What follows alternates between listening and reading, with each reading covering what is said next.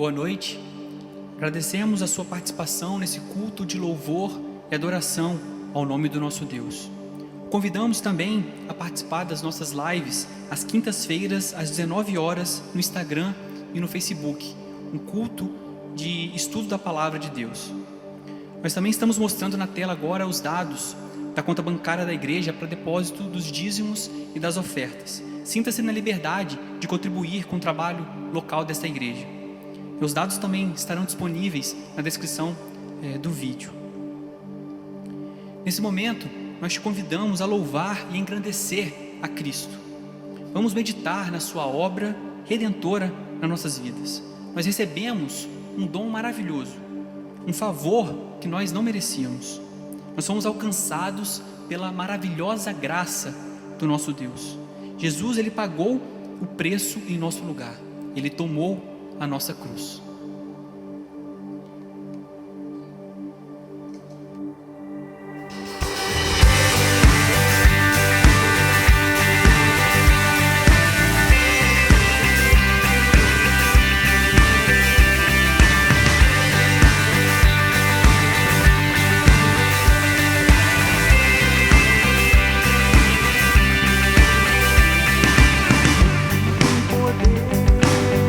Sobre o pecado, o seu amor é poderoso, o Rei da Glória, o poderoso Deus.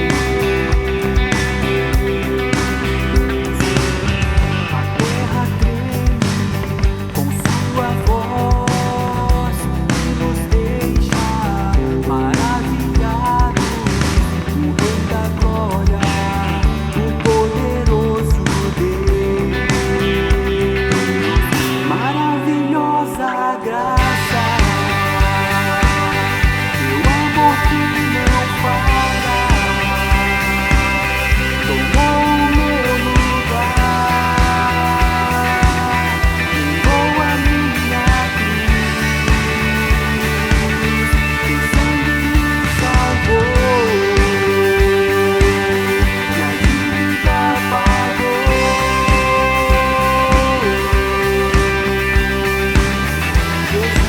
cruz,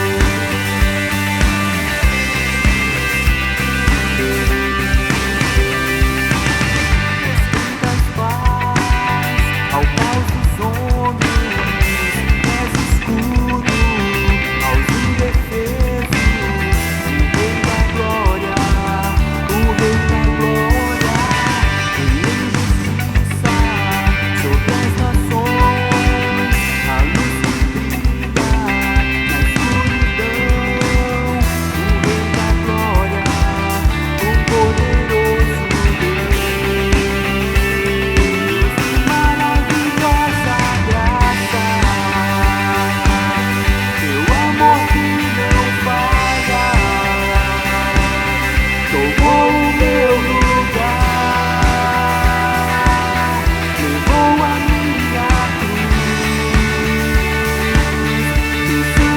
me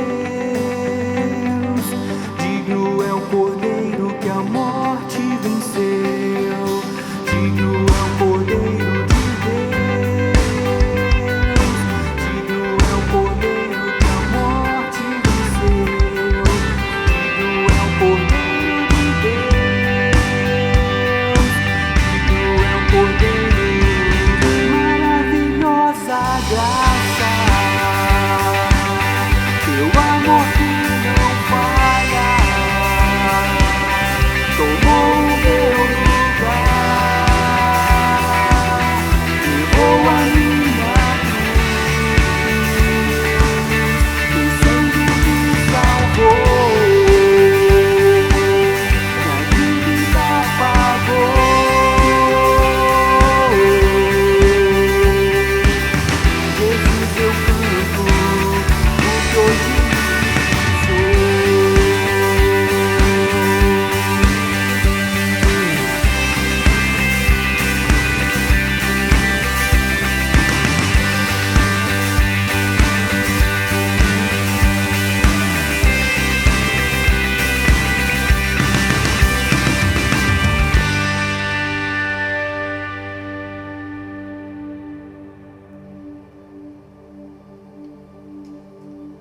1 João capítulo 4, versículos 7 a 10, diz assim: Amados, continuemos a amar uns aos outros, pois o amor vem de Deus.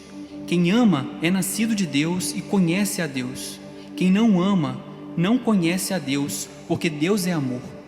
Deus mostrou quanto nos amou ao enviar seu único Filho ao mundo, para que por meio dele tenhamos vida.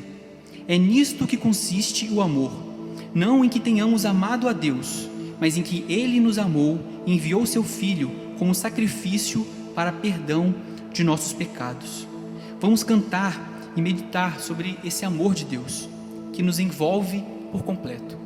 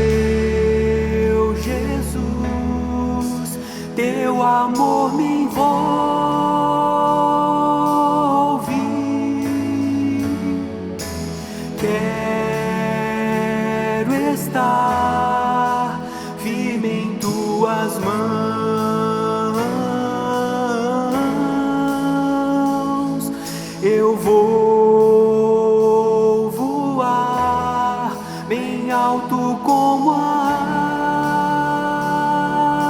águia, planando na amplidão do Espírito de Deus, com o poder do amor, planando na amplidão do Espírito de Deus, com o poder do amor.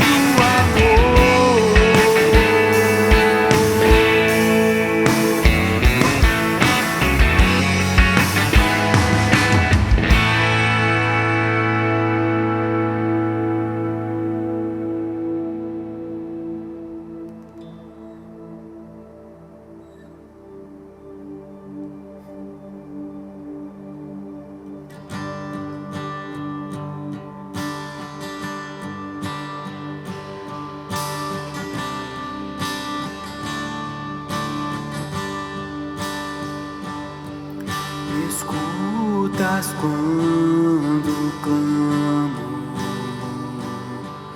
e acalma o meu pensar, me levas pelo fogo, curando todo o meu ser. Confio em ti, confio em ti. Creio que tu és a cura, creio que és tudo para mim.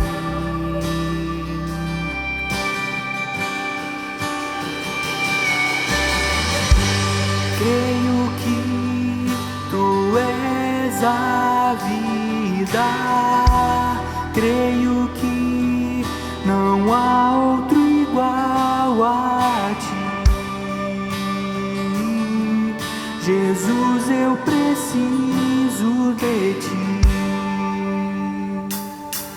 Me escutas quando clamo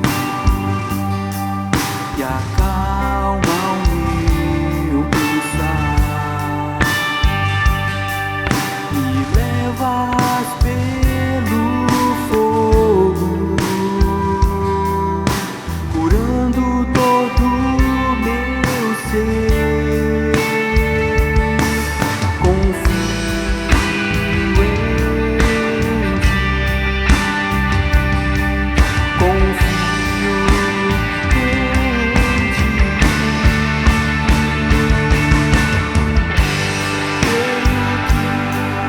Tu és a cura, creio que és tudo para mim. Creio que tu és a vida, creio que não há outro igual a ti. Jesus, eu preciso de ti. Não há outro igual a ti.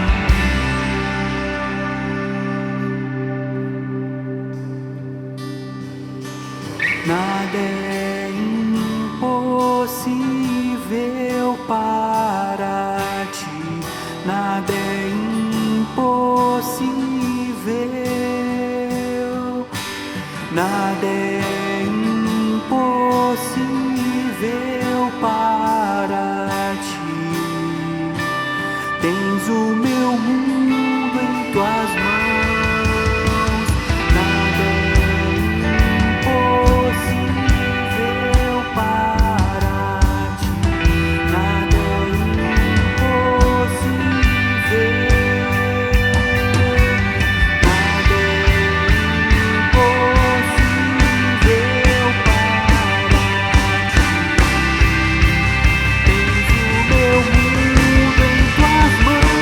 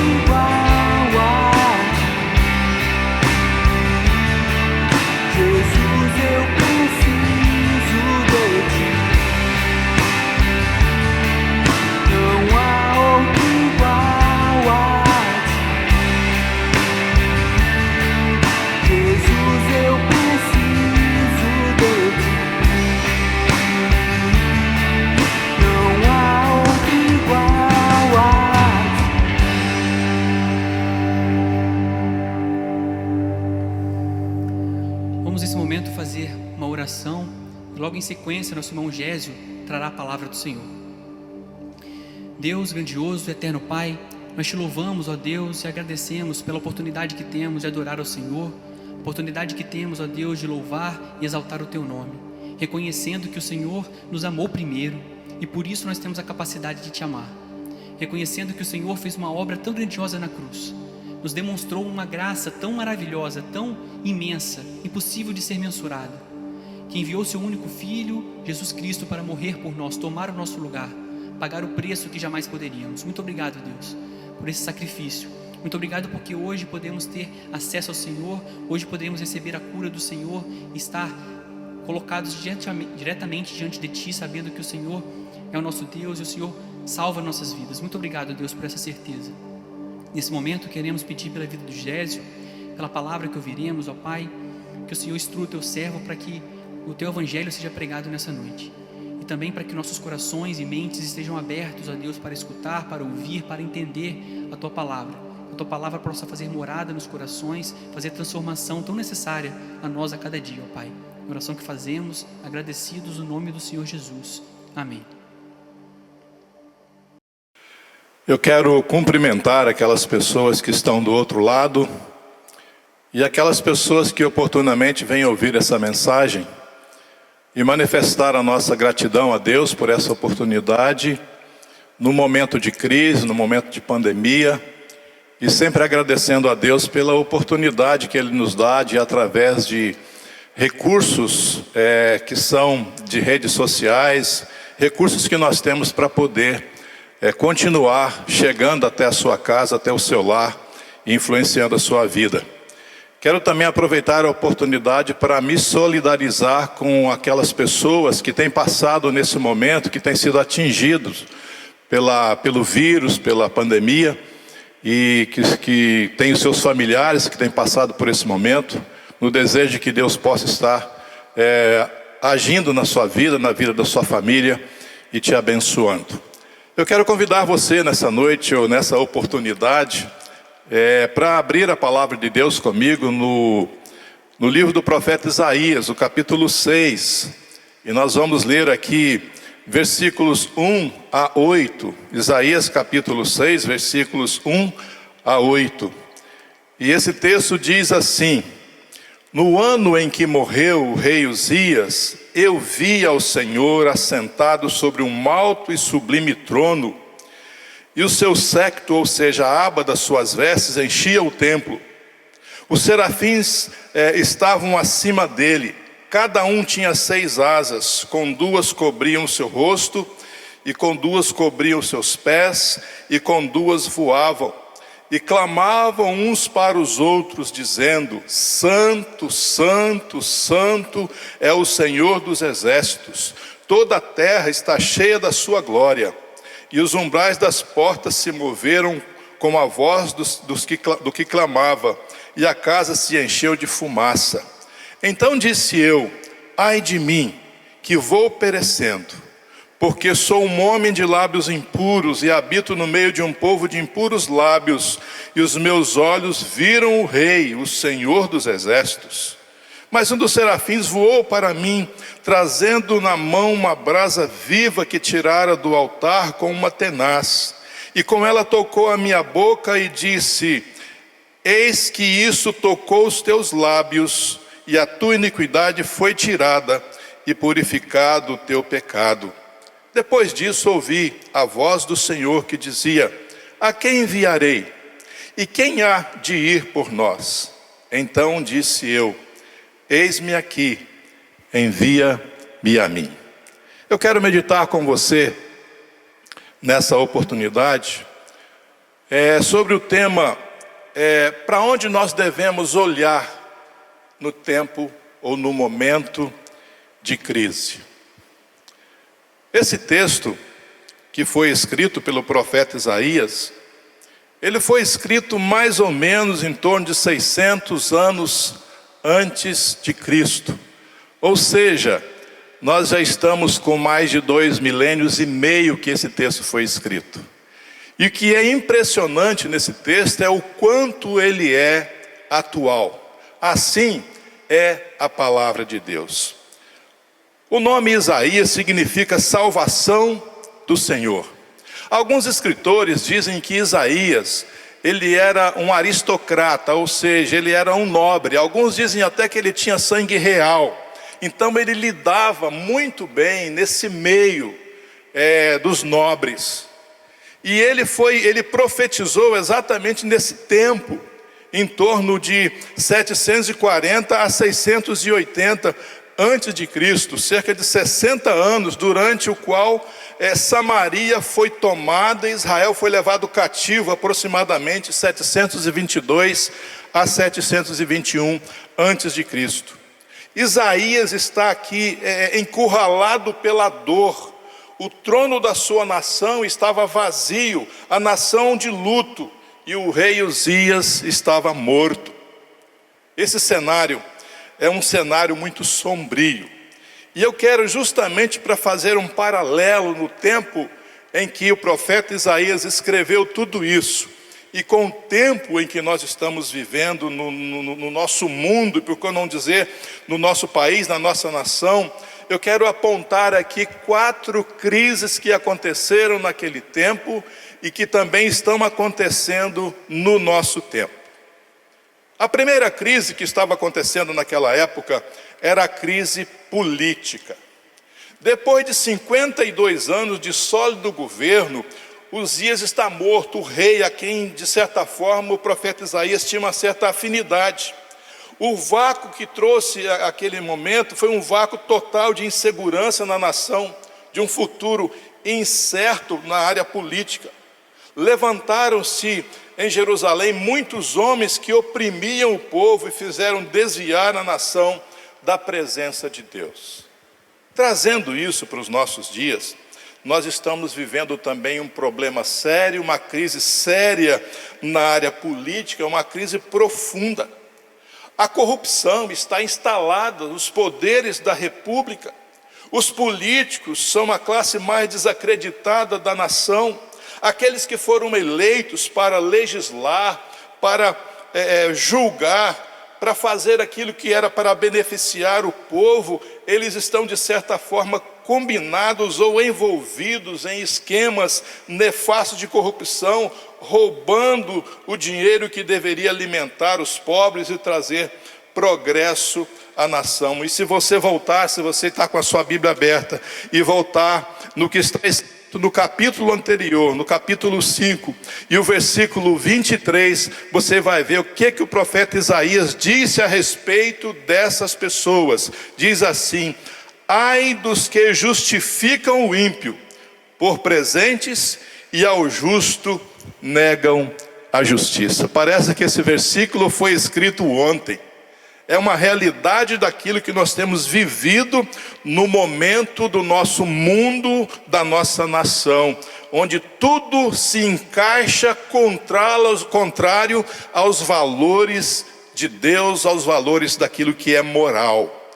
Mas como se não bastasse, geralmente, uma crise como a crise política, ela deságua em outras crises, era como se fosse degraus.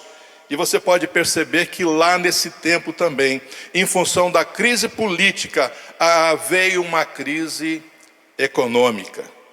Em Judá, os ricos ficavam cada vez mais ricos e os pobres cada vez mais miseráveis. Os ricos oprimiam os fracos e faziam alianças espúrias com juízes para assaltar o direito dos inocentes. Judá entrou em crise por causa dos impostos que eram absurdos, que eram pagos para os reis de outros países.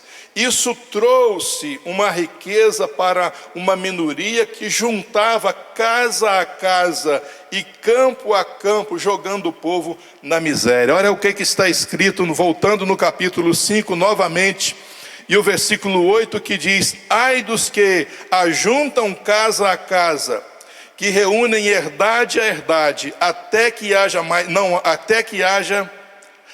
não haja mais lugar, e fique como os únicos moradores no meio da terra.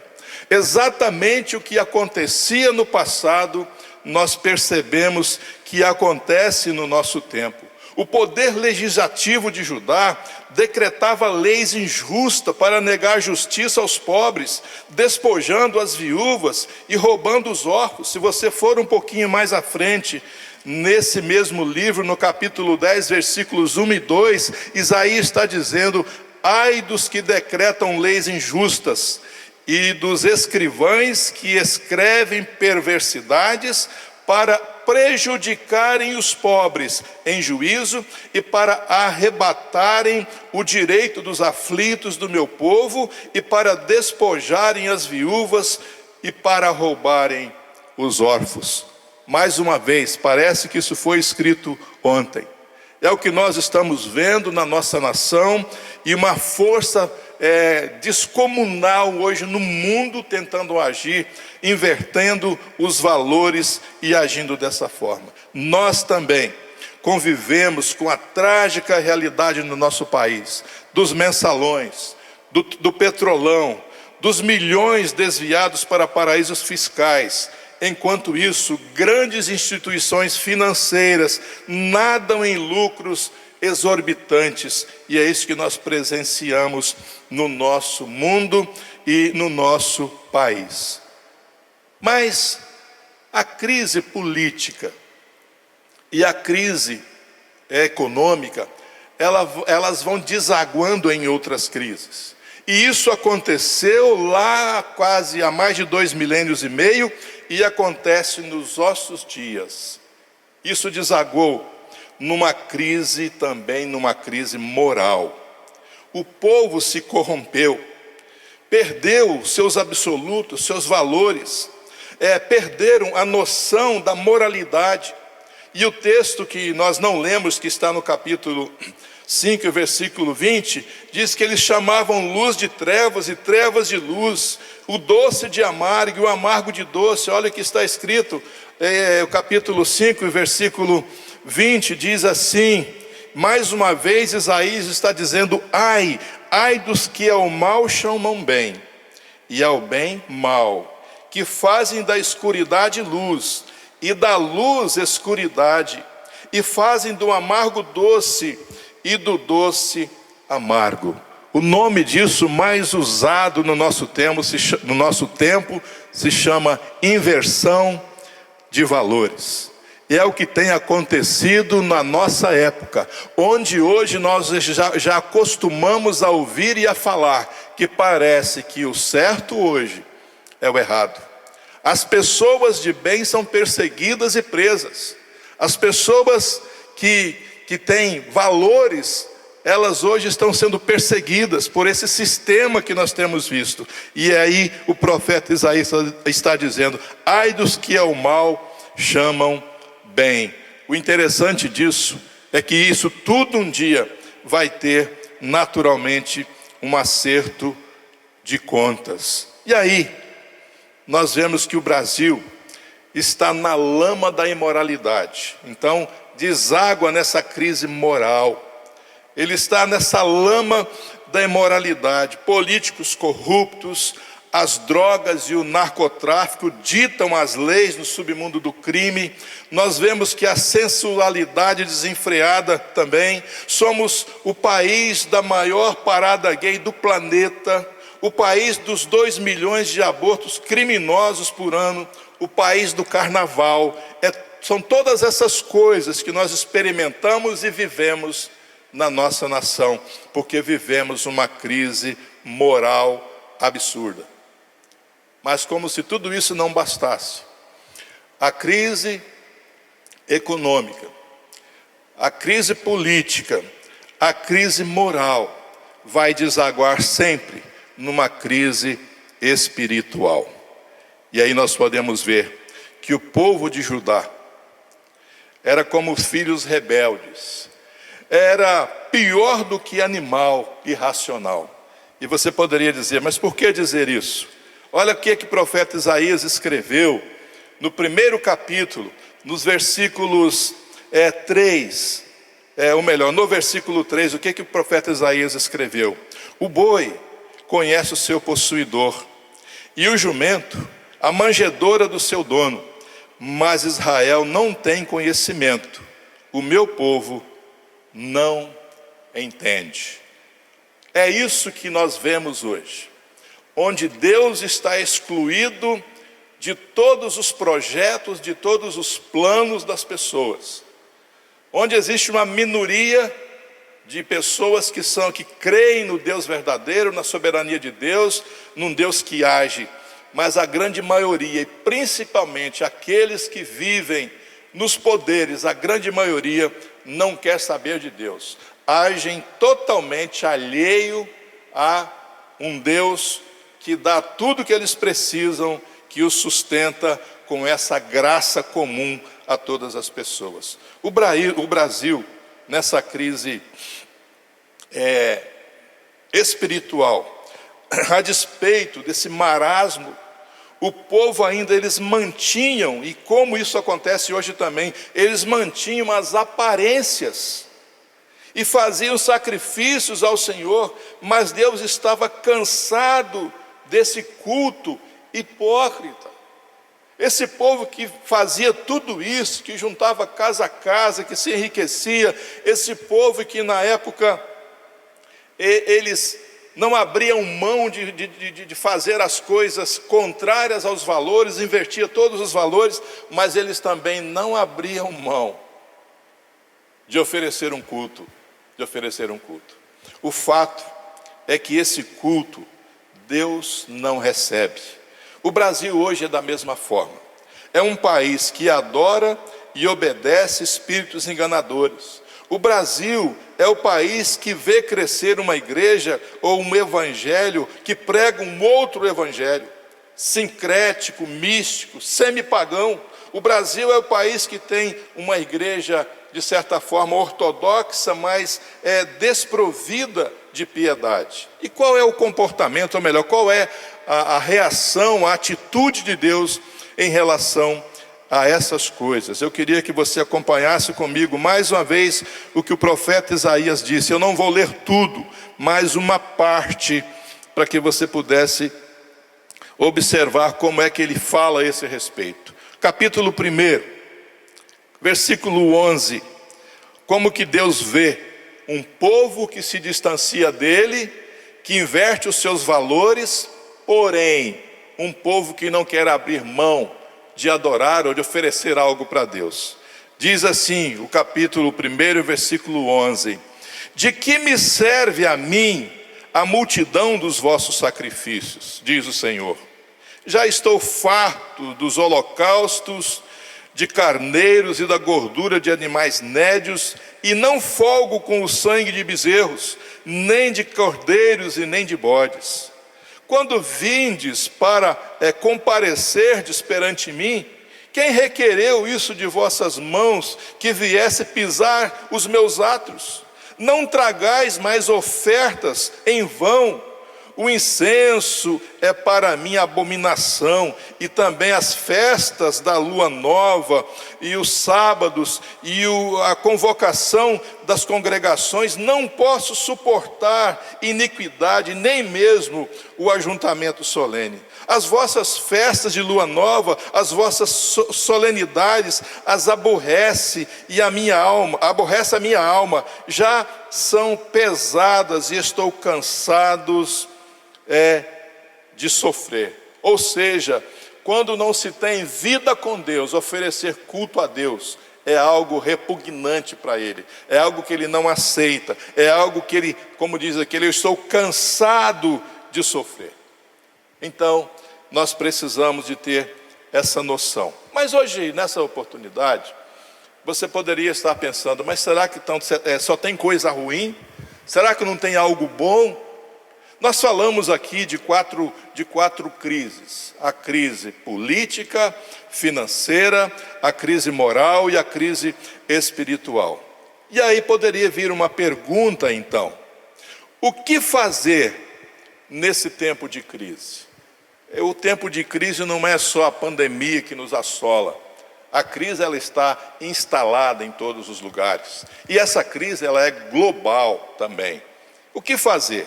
Então, eu queria convidar você para pensar comigo no que fazer diante de tudo isso. Em primeiro lugar, na crise nós precisamos olhar para cima e saber que Deus reina. Deus reina.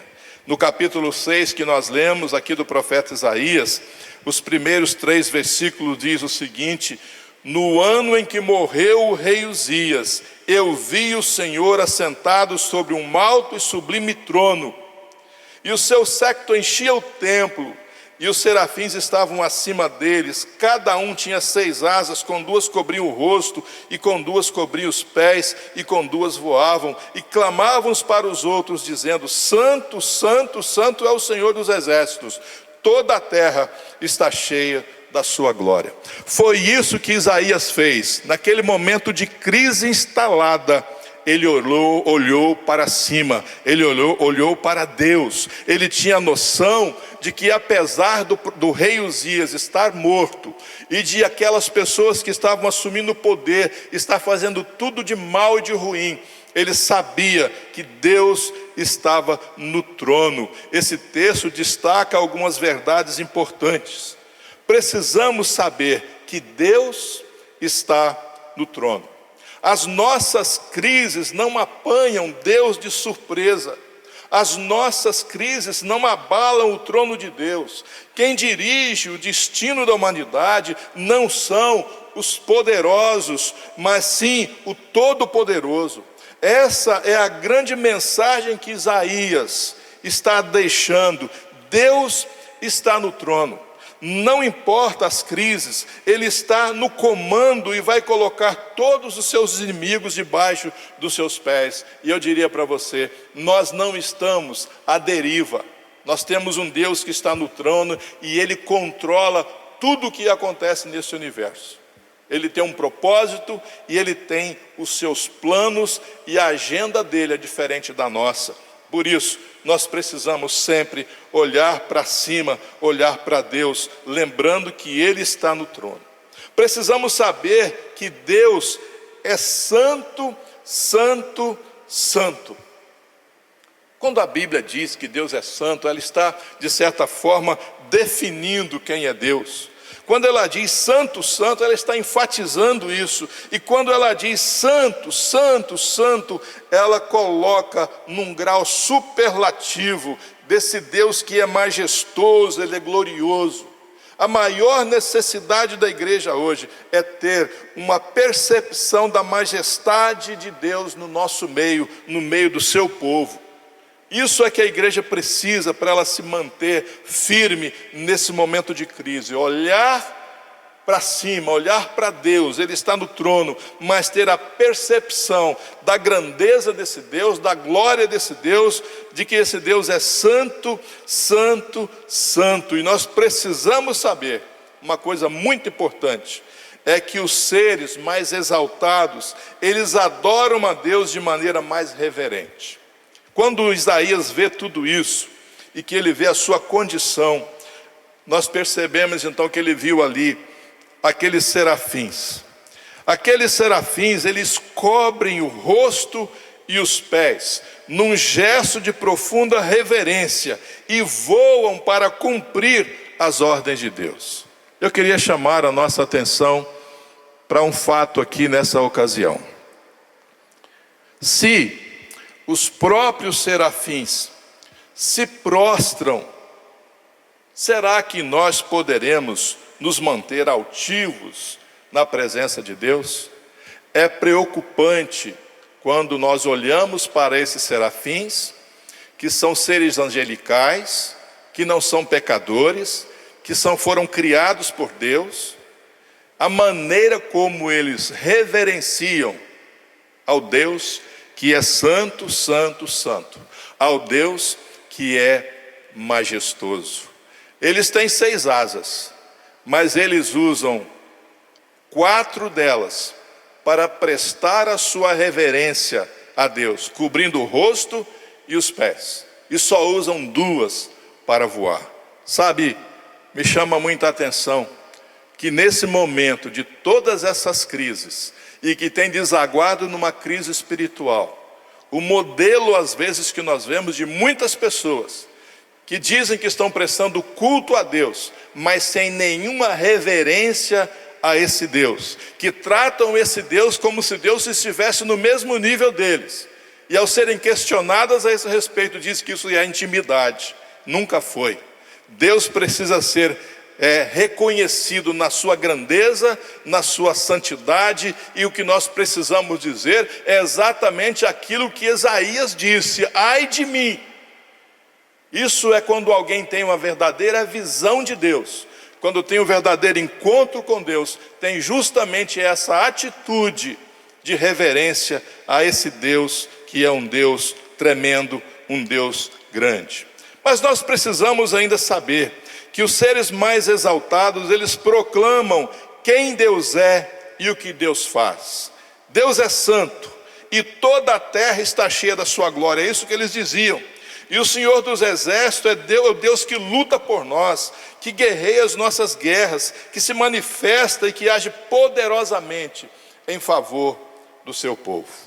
Mas o que fazer? Nós dissemos que, em primeiro lugar, nós precisamos olhar para cima e saber que Deus está no trono.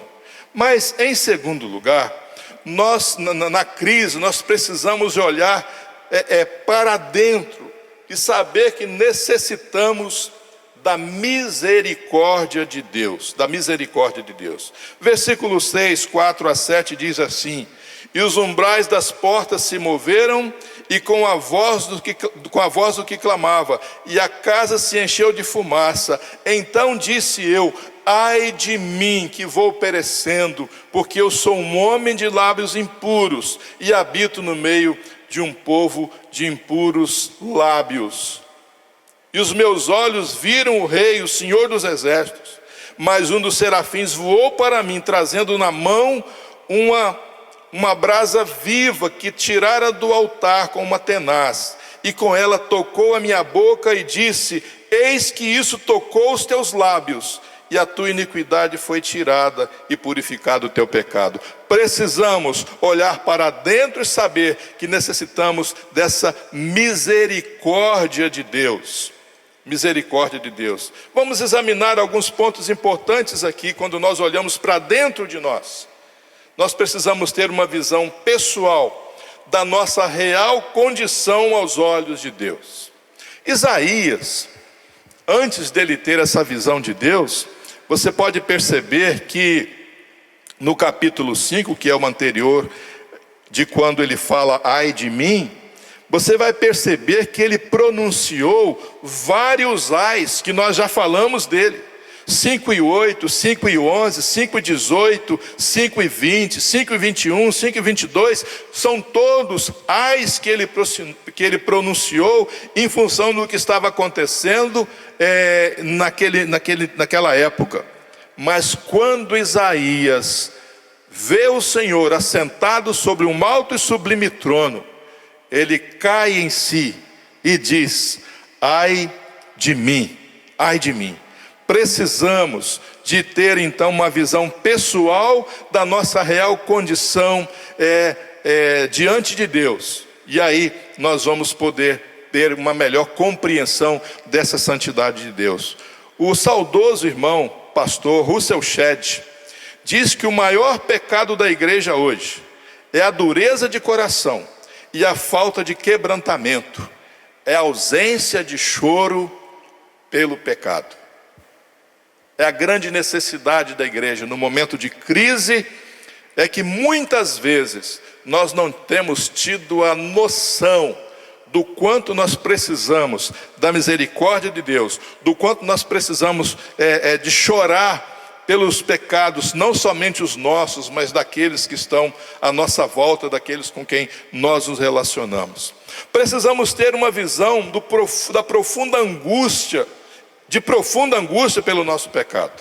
Esse ai de Isaías é um ai de dor, de lamento, é um ai de angústia, de tristeza profunda. Ele não chora apenas pelas consequências do seu pecado, mas ele lamenta porque os seus lábios são impuros. Só quem tem um verdadeiro encontro com Deus consegue enxergar a malignidade do pecado. Nós vemos isso na vida de outros homens de Deus. Nós vemos isso. Homens que, ao terem um encontro com Deus, eles tiveram uma postura de rendição. João, quando estava na ilha de Patmos, quando ele vê o Senhor e a majestade do Senhor, ele cai por terra. O apóstolo Paulo, quando tem um encontro com o Senhor Jesus Cristo, ele cai por terra. Então a gente percebe que a majestade de Deus, quando nós vemos o Senhor, nós então precisamos, nós temos um encontro com o Senhor, nós precisamos de ter uma atitude de rendição ao Senhor. Então, só quem tem um verdadeiro encontro com Deus consegue enxergar a malignidade do seu pecado. Ainda, é preciso ter uma visão do pecado que nos rodeia. O pecado que nos rodeia. A princípio, Isaías, ele diz, ai de mim, que sou um homem de lábios impuros. Ele tinha noção do seu pecado, mas ele tinha também uma noção do pecado que o rodeava, do meio em que ele vivia, porque ele diz, eu habito no meio de um povo de impuros lábios. O pecado que nos rodeia, precisamos ter uma visão disso. Isaías disse, habito no meio de um povo de impuros lábios. 6 e 5, Isaías se incomoda com o pecado do seu povo, ele chora pelo pecado da nação, as feridas do seu povo estão doendo no seu coração. Ele tinha noção do pecado que estava à sua volta. Mas nós precisamos também ter uma visão da graça perdoadora. Como é bom poder contar com essa graça perdoadora. Não há perdão onde não há confissão. E foi justamente o que Isaías disse, ai de mim, os meus lábios são impuros. Ele confessa o seu pecado. Então não há perdão onde não há confissão. Hoje se prega uma fé sem arrependimento, salvação sem conversão. O Deus é o Deus do perdão. Você pode ser transformado hoje, pode ser transformado o seu vocabulário, o seu coração pode mudar, uma fonte de vida pode brotar do seu interior, você pode ter uma mente pura, um coração puro. A grande necessidade é de entender o nosso pecado e o pecado que nos rodeia e termos a disposição de confessar esse pecado. Mas tem ainda um terceiro lugar importante. Olhar para cima, olhar para dentro, mas também, em terceiro lugar, na crise, precisamos olhar para fora e ouvir o desafio de Deus. Ouvir o desafio de Deus e ver a necessidade do mundo. Capítulo 6, versículo 8 diz assim: depois disso, ouvi a voz do Senhor que dizia, a quem enviarei? E quem há de ir por nós? Então disse eu, eis-me aqui, envia-me a mim. Então, precisamos de olhar para fora e ouvir o desafio e ver a necessidade do mundo. Aqui nós temos mais 3 pontos que nos chamam a atenção. O envio de Deus nunca precede a restauração. Só depois de ter essa visão de Deus e de confessar o seu pecado, Isaías teve então, ele foi chamado dessa forma que nós lemos. Isso significa que vida com Deus vem ou é mais importante do que vida para Deus. A vida, ela vem antes do trabalho. Só depois que Isaías viu a Deus e foi perdoado, é que pôde ouvir o desafio de Deus para fazer a sua obra. Deus trabalha em nós antes de trabalhar por meio de nós. A adoração, ela vem antes da missão. Santificação vem antes do serviço. Então existe essa necessidade de, antes de tudo, termos vida com Deus, para depois termos vida para Deus. O chamado é dirigido a todos aqueles que foram perdoados. O Deus que salva é o mesmo Deus que chama para o serviço. Então, todos nós temos uma missão. O que nós precisamos é nos colocarmos na posição certa, de reconhecer o nosso pecado, o pecado que está à nossa volta, confessar o nosso pecado, chorar pelo pecado, ter o arrependimento na nossa vida, e assim podermos ser usados por Deus. E, finalmente, a disposição de atender ao chamado para fazer a obra de Deus. Isaías se coloca nas mãos de Deus, e ele responde justamente ao chamado de Deus quando ele diz: eis-me aqui, envia-me a mim. Então, querido, só recapitulando, nós precisamos de olhar para Deus no tempo de crise.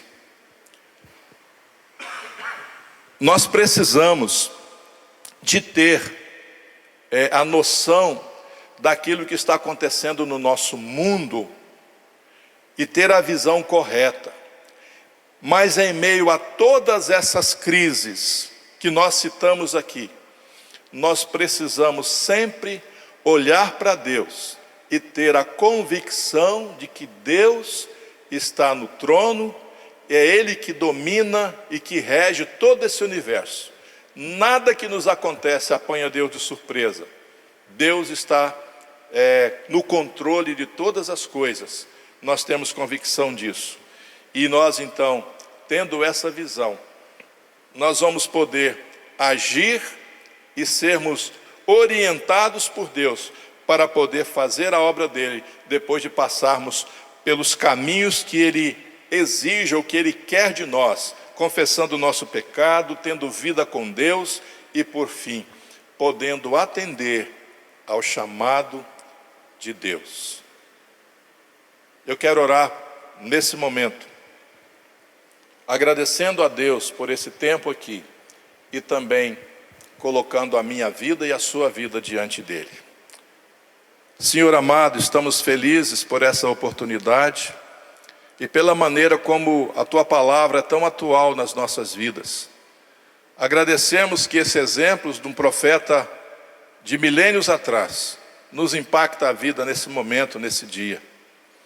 E nessa oportunidade queremos apresentar diante do Senhor todas as pessoas que oportunamente hão de ouvir essa palavra e pedir ao Senhor que esteja trabalhando corações para que possam ter a disposição de reconhecer a santidade, a grandeza do Senhor, viver de modo reverente e olhar para o Senhor e se colocar à disposição de ser usado por Ti, depois de confessar o seu pecado e ter a disposição de ter vida com o Senhor. Abençoa cada um e nós oramos em o nome do Senhor Jesus Cristo. Amém. Que Deus te abençoe em nome do Senhor Jesus Cristo. Amém.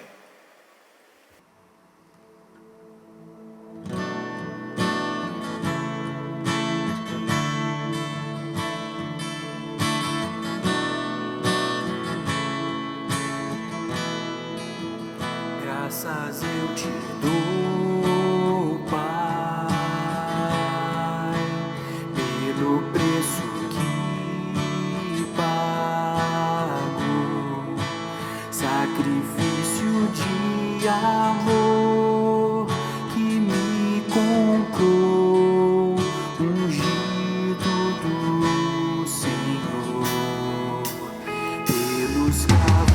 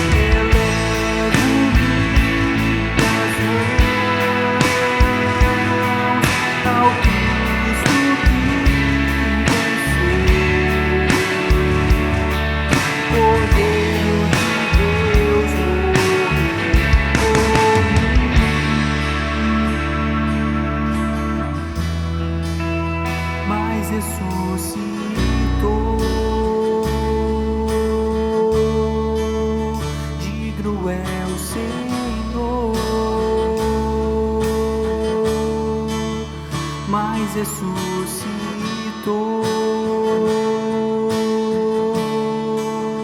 Digno é o Senhor.